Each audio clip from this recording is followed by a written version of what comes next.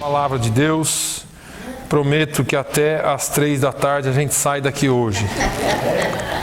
Até às 3, se tudo correr bem. Amém? Vamos ao Evangelho segundo escreveu Mateus, Evangelho de Jesus Cristo, segundo escreveu Mateus. Eu tenho, irmãos, passado algum tempo naquilo que nós chamamos de bem-aventuranças. Nós temos falado aqui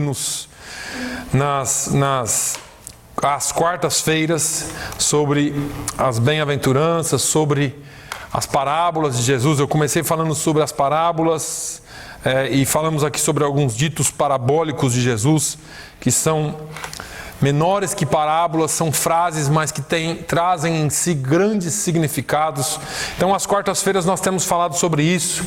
Mas eu quero, nessa manhã, falar sobre um versículo em especial e tentar trazer alguma coisa da parte de Deus. Mateus 6:33, nós conhecemos de cor e salteado. Usamos esse versículo para tantas coisas, mas nós vamos tentar hoje, de uma forma bem didática, aprender alguma coisa sobre isso aqui.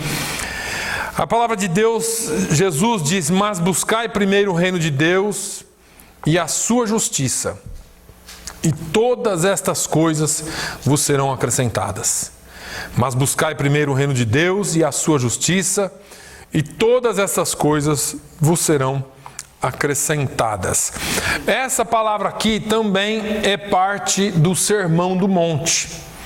É parte de uma pregação de Jesus. O Sermão do Monte, ele poderia ser dividido por nós em 6 partes.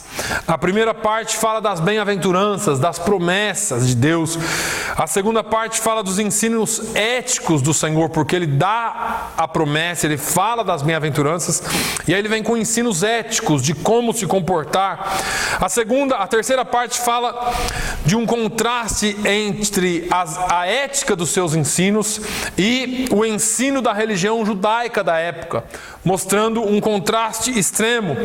A quarta é uma narrativa de uma parábola que exemplifica toda a estrutura que ele está ensinando, ou daquilo que ele está ensinando, de uma maneira prática, quando ele fala assim: olha, aquele que ouve as minhas palavras é semelhante ao homem que construiu a sua casa sobre a rocha.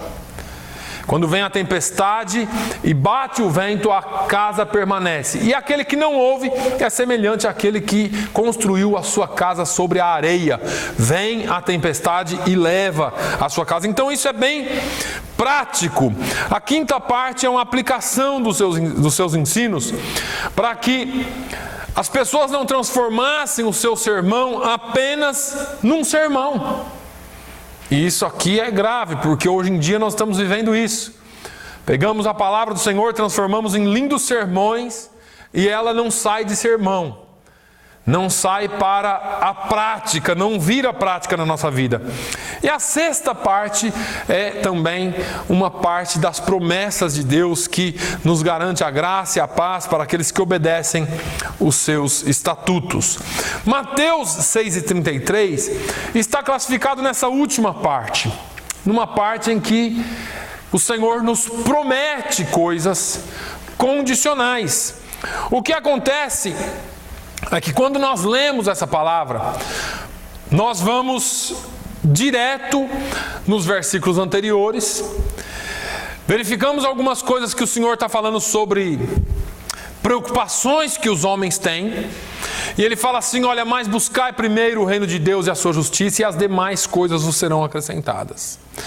O que nos falta é entender que isso não nos fala somente de provisão, porque tomamos isso somente como provisão e esquecemos de uma parte mais profunda desse versículo. Claro que ele fala de provisão, claro que ele fala de cuidado, mas quando é que a provisão virá? E quando é que o cuidado virá? Então, a primeira parte do versículo fala de intimidade, fala de relacionamento, fala de uma busca por Deus, fala de um relacionamento que nós temos de tal forma que eu e você não vamos precisar nos preocupar com coisas deste mundo. Deus sempre buscou o relacionamento com o ser humano. Veja que quando Deus criou o mundo lá no início da Bíblia, lá no Gênesis, a Bíblia diz que Deus criou todas as coisas pela sua palavra. Haja luz e houve luz. Haja separação entre água e terra e houve separação. Haja estrelas, haja sol, haja lua. E Deus foi falando e as coisas foram se formando. Quando, no entanto, Deus foi criar o homem, Ele não falou haja homem. Ele logo falou: façamos o homem a nossa imagem e semelhança. Porque Deus não queria que fosse mais uma de suas criações. Deus queria algo especial com o homem. E Ele foi formando o homem, foi fazendo o homem, e Ele formou de tal forma que nós somos hoje. Veja que quando Deus chama Moisés para o ministério, Moisés está um pouco aflito lá no Êxodo 4 e fica meio temeroso e fala: mas Senhor, esse negócio de falar em público não é comigo. E Deus fala: quem é que fez a boca do homem? Eu estava lendo isso, aí eu parei e falei assim: Deus desenhou você, Deus desenhou a mim. Ele não deu uma ordem para que fosse feita, Ele desenhou com cuidado. Deus desenhou com cuidado. Depois você lê Êxodo 4 e 11. Quando Deus terminou de fazer o homem, surge mais uma coisa, porque eu e você éramos um boneco, se voltássemos lá para o Gênesis. Mas Deus não deu uma ordem para que você pulasse e virasse vida. A Bíblia diz que Ele se aproximou, tocou mais uma vez no homem, soprou nas narinas do seu espírito, da sua essência, e o homem passou a ser alma vivente. Aleluia. Foi pelo toque de Deus, pelo sopro de Deus, que Ele fez você. Mas ainda tinha mais. Deus não tratou o homem como um dos seus animais. Deus falou: olha, você vai cuidar de tudo esse negócio aqui, tudo estará sob seu domínio, e eu quero mais. Todos os dias à tardezinha, quando o sol ia se pondo, a Bíblia diz que Deus chegava lá na porta da casa de Adão e Eva, batia na porta e dizia: vim bater um papo com vocês.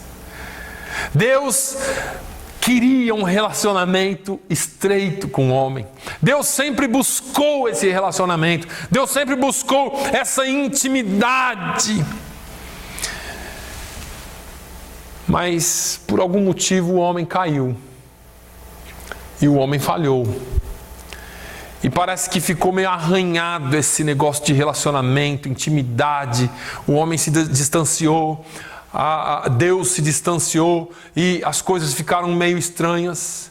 Mas quando você vai lendo a Bíblia, quando você chega em Gênesis 5, é um capítulo meio chato, porque fala de genealogia, mas quando você chega no capítulo, ou no versículo de número 24, a Bíblia fala de um homem, e fala assim: e Enoque andou com Deus, e não apareceu mais, porquanto Deus para si o tomou. Enoque, ele tinha tanta intimidade com Deus, que Deus um dia chega nele e fala: Enoque, vem morar aqui comigo. Eu não quero mais você aí no meio desse povo não, vem morar aqui comigo, eu quero intimidade, mais e mais intimidade. Deus sempre buscou intimidade. Deixa eu te dizer uma coisa, nós pensamos muito e falamos muito em quando Jesus vai voltar, ou na volta de Jesus. Mas eu acredito que Jesus vai levar um povo para si que haja ou que tenha intimidade com Ele. Porque assim como Ele fez com Enoque, Ele só vai fazer com o seu povo quando nós tivermos intimidade com Ele.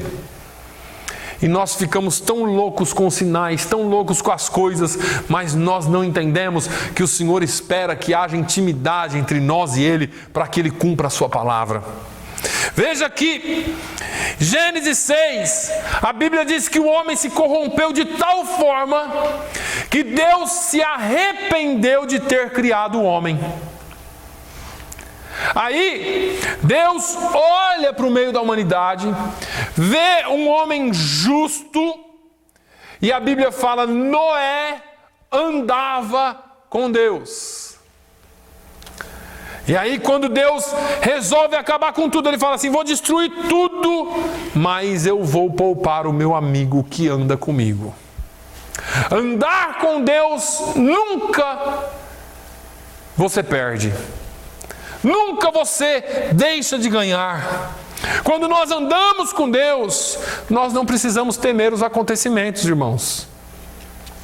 Isso me mexe muito, porque as pessoas andam loucas, preocupadas com isso, preocupadas com aquilo, mas a Bíblia diz: 1000 cairão ao teu lado, 10.000 à tua direita, mas tu não serás atingido.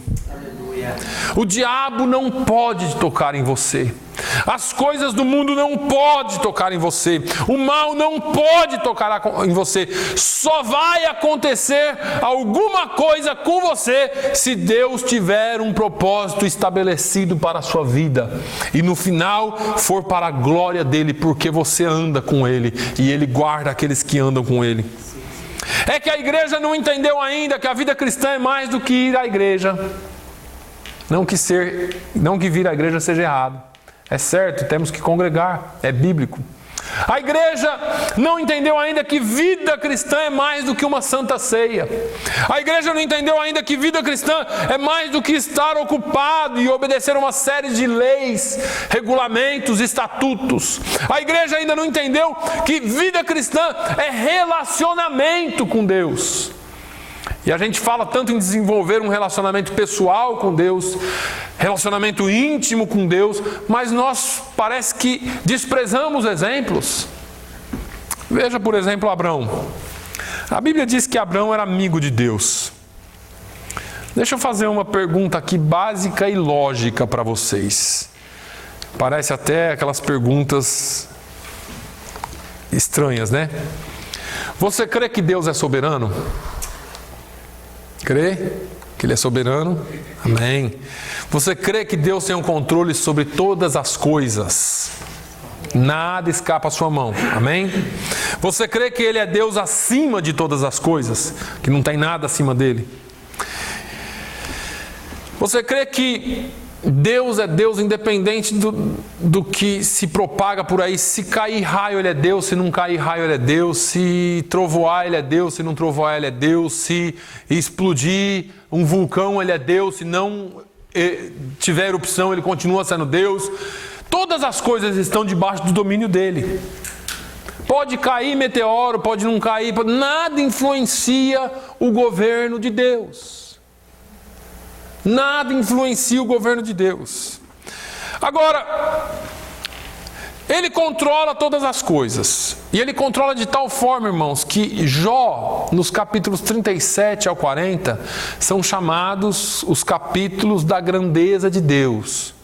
Lá mostra a grandeza de Deus de uma forma muito clara.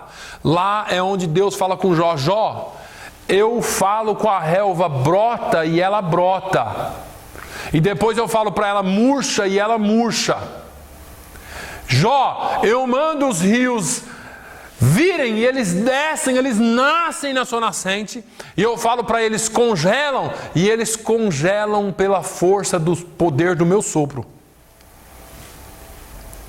Eu chamo os raios pelos nomes. Eles se apresentam a mim e dizem: eis-nos aqui, Senhor. Deus é tão poderoso que Ele controla todas as coisas. Isso é o que Jó diz. Agora, imagine que cerca de 100.000 raios atingem a terra por minuto. 100.000 raios por minuto. Está acontecendo raio agora mais do que você imagina. Mas a Bíblia diz que Deus derruba ou manda os raios caírem nos desertos e nos mares para que a população não seja extinta. É um Deus que controla e que comanda todas as coisas ou não? Aí, dentro desse pensamento de que Deus tem todo o poder, de que Deus controla tudo, Deus resolve destruir Sodoma e Gomorra. E aí, Ele não tinha que perguntar nada para ninguém. Ele não tinha que fazer nada para ninguém. Mas ele falou assim: como que eu vou fazer esse negócio sem falar com o meu amigo Abraão? Isso se chama intimidade. Abraão não pediu nada. Abraão não perguntou nada para ele. Ele veio falar com Abraão: Abraão, eu vou destruir Sodoma e Gomorra. Mas vamos um pouquinho adiante. Se você tem relacionamento com Deus, você não precisa ficar falando, você não precisa ficar repetindo muitas vezes com Ele, você não precisa ficar perguntando muitas coisas para Ele. Ele fala contigo. Tem pessoas que precisam ficar reafirmando a sua fé e o seu relacionamento com Deus 500 vezes, falando de coisas que aconteceu, de coisas que não aconteceu, do que Deus falou, do que Deus não falou. Mas quando nós somos amigos e temos relacionamento íntimo com Deus, o Senhor fala conosco porque Ele é o nosso amigo. E amigo fala por falar, irmãos. Veja Moisés. Moisés estava no Monte Sinai pastoreando as ovelhas do seu sogro Jetro. E aí, Moisés era um cara tão bem educado. A Bíblia diz que ele era educado em toda a ciência egípcia. Ele era filósofo, era cientista, porque os egípcios, na sua educação, eram cientistas, os estudados. Ele tinha todo o conhecimento. Aí ele olha um arbusto, vê pegando fogo, mas não consome. Ele falou: tem coisa errada aí. Ele se aproxima desse arbusto, ele sabia o que estava acontecendo e por outro lado ele não sabia como que aquilo era possível. Ele se aproxima do arbusto e quando ele chega perto, a voz do meio do arbusto em chamas diz: Moisés, tira as sandálias dos teus pés, porque o lugar em que você está é santo. Moisés obedece, e quando Deus fala com Moisés, e aí a história é longa, mas ele vai falando com Moisés, dando a missão, falando o que ele ia fazer, o que ele não ia fazer. E aí ele diz: Senhor, como que eu vou fazer tudo isso? Como que eu posso fazer tudo isso? E aí Deus disse assim: não é você quem vai fazer, sou eu quem vou fazer. Não está escrito com essas palavras, mas veja bem, Deus não disse para ele: Moisés, vai que eu estou contigo. Ele diz: vai que eu sou, eu serei contigo. Esse eu sou, ele fala um pouquinho adiante, quando Moisés pergunta: quem é você? Quando me perguntarem quem é que está me mandando, quem que eu falo que é? E aí ele dá uma palavra que no nosso português é curto. O entendimento é pequeno. Eu já falei uma vez sobre isso aqui, que ele fala Yahyé, Yasher, Yahyé. Eu sou o que sou. E a gente lê isso na Bíblia e não entende. Mas ele está dizendo, para você entender melhor: eu sou o que sempre serei e o que eu já fui. E aí, melhor ainda, eu sou o que você precisar que eu seja. Ele está falando para Moisés de uma forma mais ou menos assim: Moisés, se você tiver fome, eu sou o pão. Moisés, se você tiver sede, eu sou a água. Se você estiver doente, eu sou quem te sara. Se você estiver fraco, eu sou a tua força. Se você estiver caído, eu sou o que te levanta. Se você estiver desanimado, eu sou o teu ânimo. Se você estiver em guerra, eu sou a sua vitória. Ele estava dizendo em poucas palavras aquilo que nós não entendemos muitas vezes. Se você estiver sendo perseguido, eu sou o seu refúgio e fortaleza, socorro bem presente na hora da angústia. Eu sou o que você precisar, eu sou aquilo que ninguém poderá ser na sua vida. Agora, muitas vezes nós duvidamos e não deixamos Deus nos encher com a sua presença. Limitamos o poder de Deus.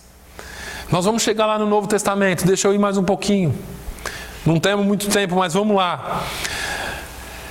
Aqui começa uma relação de intimidade entre Deus e Moisés. Um dia, Moisés toma uma decisão, já lá em Números, já tinha saído, já tinha libertado o povo. Lá em Números 11, Moisés toma uma decisão que alguém achou que era uma decisão errada. Arão e Miriam eram irmãos de Moisés. E eles chegam em casa e começam a discutir, falar de Moisés. Você viu o que Moisés fez? Isso não é certo. Eu sou profetisa. Eu sou sacerdote. Será que só Moisés pensa que ele pode liderar o povo, tomando essa decisão que ele toma? E Moisés não estava presente. Deus fala com Moisés, fala assim: Moisés, fala, Senhor, chama Arão e Miriam e vão lá para a tenda do tabernáculo. Moisés chamou Arão e Miriam e foram lá para a tenda do tabernáculo.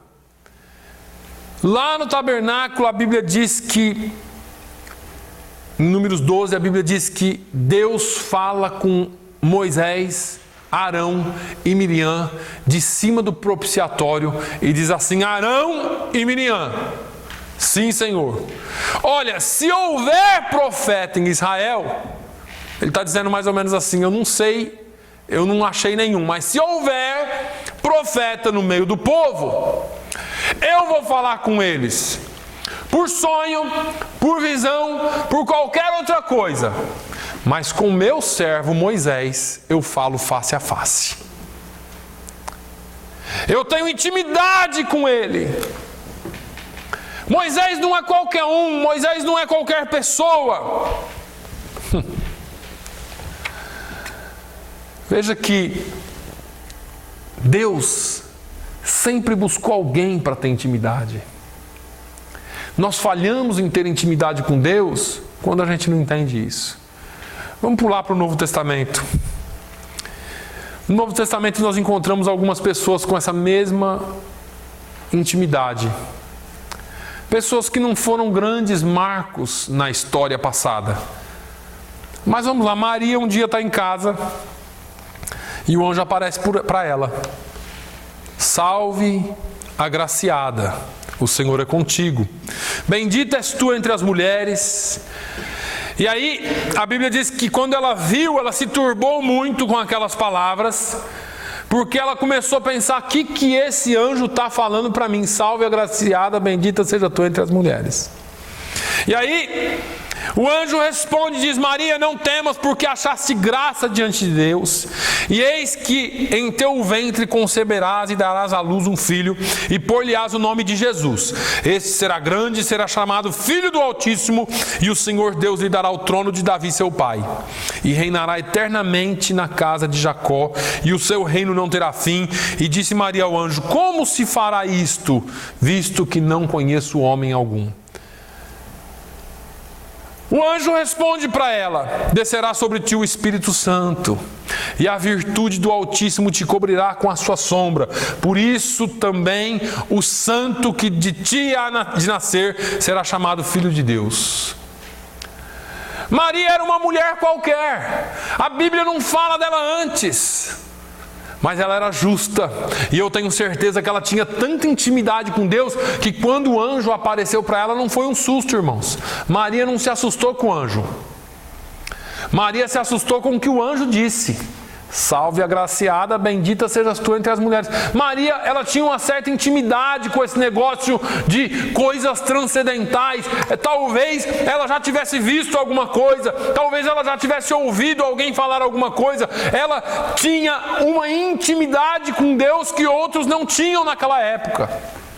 Porque eu vou ser sincero para você, se você está lá em casa e aparece um anjo, eu imagino que o anjo não seja um sujeito pequeno, talvez seja um cara meio forte, brilhando, um negócio de luz. Você cai de costa.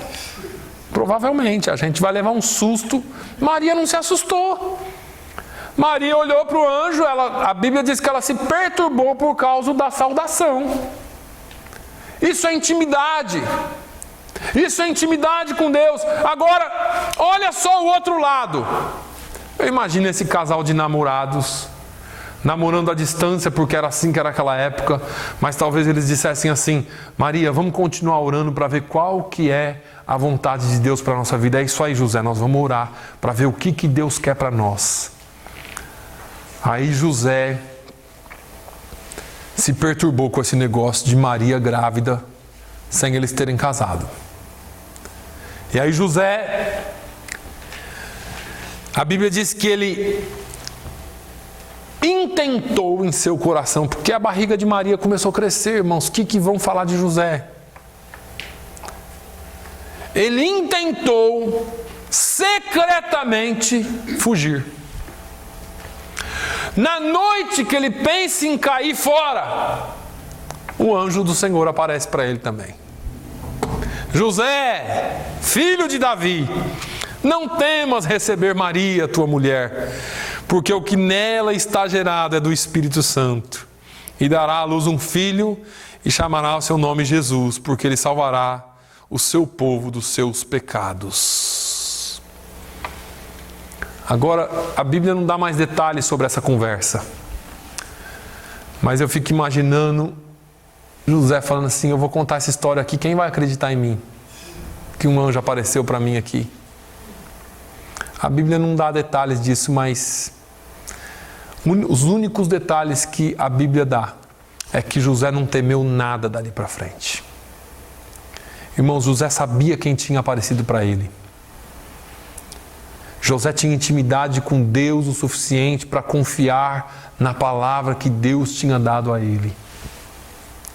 A intimidade com Deus é um negócio tão profundo, é um negócio tão sério, que quando nós temos intimidade com Deus, nós não nos assustamos com as coisas que nos sobrevêm. Parece que você vive aqui, mas não está aqui. Ou que você está aqui, mas não é daqui. E é assim que a palavra diz. As coisas, quando nos acometem, a tendência é nós nos descabelarmos logo, pensar, para quem tem cabelo, pensar logo que alguma coisa vai acontecer, que isso, que aquilo, mas quem está firme em Deus e tem intimidade com Deus, não passa por isso. Quando o anjo falou com José, José não se preocupou com mais nada. José não esquentou mais a cabeça, ele resolveu fazer parte desse plano maior de Deus para a humanidade. Isso se chama intimidade, isso se chama confiança. Agora, quando o menino nasce, eles vão ao templo. Lá um senhor, um ancião chamado Simeão, ninguém tinha contado história nenhuma para ele. A Bíblia não diz que Maria e José chegou lá e contou tudo para ele, nada. Quando ele pega o menino, ele fala: agora o Senhor pode me levar, ó Deus. Agora eu posso morrer em paz, porque agora eu vi a salvação dos homens. Isso é intimidade, é saber discernir, é entender o que Deus está falando com você. Aleluia. Agora, vou te fazer outra pergunta. Como é que nasce uma amizade? Como que nasce uma amizade? É mais ou menos assim: alguém te apresenta alguém, ali você se simpatiza com a pessoa, amanhã essa pessoa liga para você e fala assim: tudo bem, tudo bem. E você começa a bater papo e vai, desse papo vira mais um papo, depois amanhã ela liga de novo, ele liga de novo e começa o papo, e vai, daqui a pouco você está se confidenciando, tá? Porque você passa a confiar e assim nasce uma amizade. E a amizade, ela nasce, mas ela só vira amizade por causa de uma construção. Algo é construído dentro de nós, algo é feito, é criado um relacionamento. Ezequiel 47 fala disso, sobre um relacionamento que nós vamos nos aprofundando com Deus através do Espírito Santo. Vamos andando gradativamente na direção de Deus. A questão é que quando estamos dentro desse relacionamento, o que é que fazemos para desenvolver mais dessa amizade com Deus? O que é que estamos fazendo para desenvolver essa amizade? Eu já usei esse exemplo aqui, mas eu vou usar de novo. Eu ligo para o irmão Tony Bento essa semana. Assim: irmão Tony, eu estou precisando de 5 mil. Apertou o negócio aqui, eu preciso de $5.000. O irmão Tony é rico, ele tem sobrando, né, Tony? Está saindo pelo ladrão lá. O irmão Tony fala: tá bom, pastor, pode passar aqui, pega aqui esse dinheiro. E eu passo. Como eu sou um bom pagador, eu pago no tempo certo. Daqui uns 8 meses eu ligo para o Tony de novo. Tony, apertou o negócio aqui, Tony. Estou precisando de 10 mil. Como eu paguei os 5, ele fala: tá bom, pode passar aqui e pegar. Dinheiro aqui não é problema não, pode passar e pegar. Vou lá, eu passo e pego os 10 mil. Pago de novo os 10 mil, porque eu sou um bom pagador. Daqui 1 ano eu ligo para o Tony de novo. Tony, estou precisando de dinheiro, Tony. Pega aqui, pastor. Vai o pastor lá e pega. E pago de novo. Quando o telefone tocar a 4ª vez daqui uns 2, 3 anos de novo, o Tony olhar na tela o meu número, ele vai falar o quê de mim? Não, pode. O que ele vai falar? Está precisando de dinheiro. Porque eu só ligo pro Tony quando eu preciso de dinheiro. Certo? Ele tem, eu pago, mas eu só ligo para ele porque eu preciso de dinheiro. Nós não temos amizade, eu não considero o Tony. Ele é só meu amigo quando eu preciso dele. Eu liguei 5 meses para ele, 8 meses, 1 ano, 2 anos. Eu nunca liguei para o Tony para dizer: Tony, aí, tudo bem, meu irmão? Como que você está? Estava passando aqui perto da sua rua, lembrei de você, liguei para você, rapaz. Deu saudade. Nunca fiz isso. Nunca liguei para falar: estou passando aí para tomar um café. Ô Tony, estou querendo pagar um almoço para você, Tony. Eu nunca fiz isso. Porque amigos fazem isso. Amigo não liga só quando precisa. Amigo não passa só quando precisa. Amigo é amigo, não precisa dizer nada, liga para bater papo. Só liguei para encher o saco. Tá bom, já encheu, ótimo, continuamos amigos, somos irmãos, mas nós precisamos mais do que pedir. Você já entendeu, né? Vou te perguntar agora, quando você dobra o joelho, o que Deus pensa de você? Vou fazer uma campanha de madrugada, pastor, o negócio vai virar de cabeça para baixo. Mas para que é essa campanha? Para honrar a Deus? Para bendizer o nome dEle? Ou será que é porque você está precisando de mais um dos favores dEle? Como que está a sua intimidade com Deus? Quanto tempo nós temos gastado com Ele? Como tem sido a nossa vida? Jesus explicou isso no versículo 32. Ele disse assim: olha, todas essas coisas os gentios procuram. Eles vivem pedindo, eles vivem atrás de coisas. De certo, vosso Pai Celestial bem sabe que necessitais de todas essas coisas. Quando nós somos amigos, Manuel anda comigo, eu janto com ele, almoço com ele, faço tudo com ele. Amanhã, o Manuel está precisando de uma casa e eu tenho uma casa fechada. O Manuel precisa me pedir: Manuel, vai lá, fica lá nessa casa até você resolver seu problema. Quando você resolver, a gente acerta isso aí. Porque nós somos amigos. Agora, nós achamos que o nosso relacionamento é tão bom com Deus que a gente tem que ficar ajoelhando toda hora: Senhor, me dá, Jesus, eu preciso, Jesus, me faz, Jesus. E a gente fica pedindo para Ele 1000 vezes a mesma coisa, mas quando é para ajoelhar e dizer obrigado, Senhor, por tudo, você já perder, né? Falar que nem o irmão Mário falou aqui, a gente não perde. Você já gastou um tempo agradecendo a Deus só? Sem pedir nada para você? Nada. Assim, Senhor, me abençoa. Não, esquece esse me abençoa. Só agradecendo por quem Ele é, pela amizade que Ele tem com você, pelo que Ele faz e pelo que Ele significa na sua vida? Ou será que todo dia que você pega o telefone de Deus, Ele olha na tela do smartphone dele e fala assim: de novo aquela peça, vai me pedir alguma coisa? É verdade, irmãos. Porque muitas vezes a gente só lembra de Deus para pedir. Só lembra de Deus para pedir. Agora veja uma coisa. O amigo contempla, o amigo sabe, o amigo vê. Jesus disse: buscai primeiro o reino de Deus e a sua justiça. Esqueça as coisas terrenas. Esqueça as coisas que são daqui. Jesus está dizendo assim: ó, eu sei as tuas necessidades.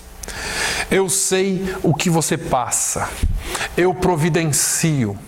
Eu dou um jeito. Eu faço o que for necessário. Eu estou pronto a fazer, mas desenvolva essa intimidade comigo.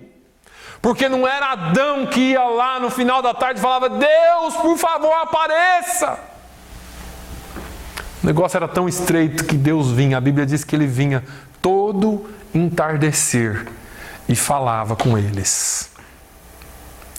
Nós queremos ouvir a voz de Deus, queremos ser abençoados por Ele, mas nós não lembramos de ligar para Deus hoje e falar assim: Senhor, obrigado. Obrigado por tudo. O que você precisa, meu filho? Eu não estou querendo nada, Jesus. Só estou querendo te dizer que eu te amo.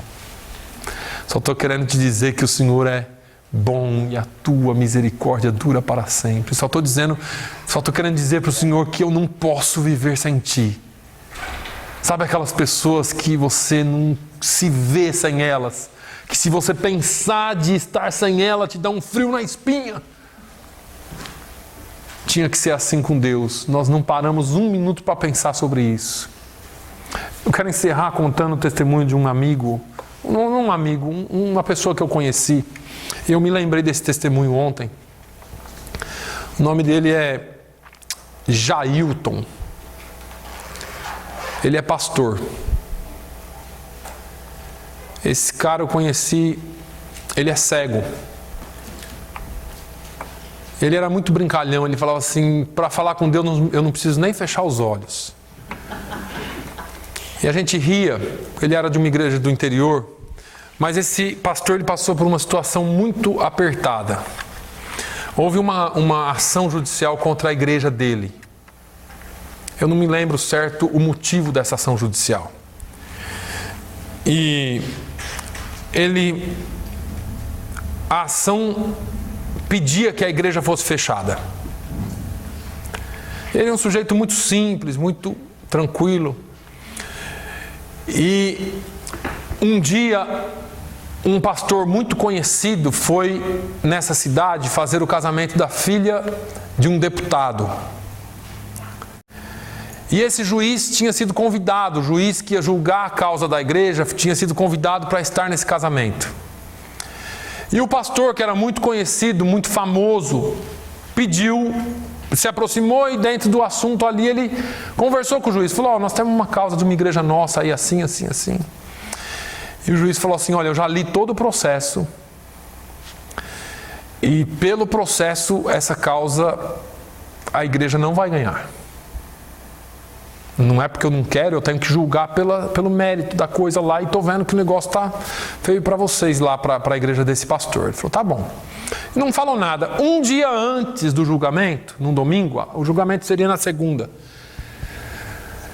O pastor Jailton foi para a casa desse pastor, eles eram muito amigos. E o Jailton falou assim: pastor, eu vim aqui para a gente orar junto. Ele falou: vamos orar. E dobraram os joelhos lá às 5:30 da tarde para orar. E foram orando. Quando deu 7 horas, o pastor falou: Jailton, hora de ir para a igreja. Ele falou: pastor, eu não vou para a igreja. Tem uma pessoa lá para dirigir o culto. Eu posso ficar aqui no seu escritório orando? Ele falou: pode. E ele foi para a igreja e o Jailton ficou lá orando. Ele voltou da igreja, eram umas 10:30. E entrou em casa e ouviu a voz do pastor Jailton orando. E ele ajoelhou-se perto do Jailton e continuaram orando. Quando deu mais ou menos meia-noite, ele falou: Jailton, eu vou dormir porque eu viajei esse final de semana, estou cansado. Tudo bem, eu vou ficar mais um pouquinho aqui. Quando foi umas 4 horas da manhã, ele levanta para ir ao banheiro e ouviu a voz do pastor Jailton orando. Quando foi 6 horas, ele levanta para acordar o filho para ir para a escola e o Jailton estava orando. Ele levou o menino para a escola, voltou. Quando ele voltou, disse que o Jailton não estava mais ajoelhado, ele estava agora deitado, mas ele continuava orando na presença do Senhor. Quando foi 10:30 da manhã, a mulher do pastor Jailton ligou na casa desse pastor e disse assim: pastor, o Jailton ainda está aí? Está aqui, irmã. Fala para ele parar de orar porque a causa já foi ganha. O juiz tinha dito que a causa estava perdida. Mas quando nós temos intimidade, entramos na intimidade com o Senhor muda situações. Eu não estou dizendo que isso é uma regra, irmãos. Eu estou dando um testemunho E eu quero que você entenda que Deus, Ele conhece a sua necessidade. E quando você desenvolve relacionamento com Deus e você tem prazer em estar na presença dEle, Ele move as coisas em nosso favor. Aleluia. Feche os seus olhos, vamos orar ao Senhor. Pai, eu te louvo. Eu te louvo, Senhor, porque o Senhor sempre buscou um relacionamento conosco. O Senhor sempre buscou a nossa amizade. Muitas vezes nós não entendemos isso, Senhor, e nós nos distanciamos tanto de Ti. Muitas vezes nós só lembramos de abrir a nossa boca e dirigir palavras a Ti quando as coisas apertam aqui para o nosso lado. Meu Deus, eu quero Te pedir no nome de Jesus que nós tenhamos, ó Deus, o prazer de estar em Tua presença, não só na igreja, mas em todos os lugares, em todos os momentos, que nós possamos nos lembrar que nós temos um amigo, e esse amigo é fiel, Ele não nos trai, Ele não nos coloca em situações que nós não vamos vencer ou que não seja para o nosso crescimento. Mas todas as coisas o Senhor já tem pré-determinada para nós, para que nós cresçamos na Tua presença. Senhor, tira toda a tristeza que há em nós e coloca em nós um espírito de adoradores, espírito daqueles que amam estar em Tua presença, que falem contigo pelo simples prazer de falar contigo, de estar diante de Ti. Pai, muito obrigado por sempre nos atender e por sempre estar disponível e sempre buscar um relacionamento mais íntimo conosco. Nós queremos intimidade contigo, Senhor. Ensina-nos a estar em Tua presença, para que o Senhor fale conosco quando quiser falar e nós sejamos os Teus porta-vozes aqui, da maneira como o Senhor nos chamou para ser. Muito obrigado por tudo, Senhor. Dê-nos uma semana abençoada e uma semana de agradecimento a Ti. No nome de Jesus eu Te peço e agradeço. Amém. Que o amor de Deus, a graça do nosso Senhor e Salvador Jesus Cristo, a comunhão e a consolação do Espírito Santo seja sobre todo o povo de Deus hoje e sempre. E todos digam amém.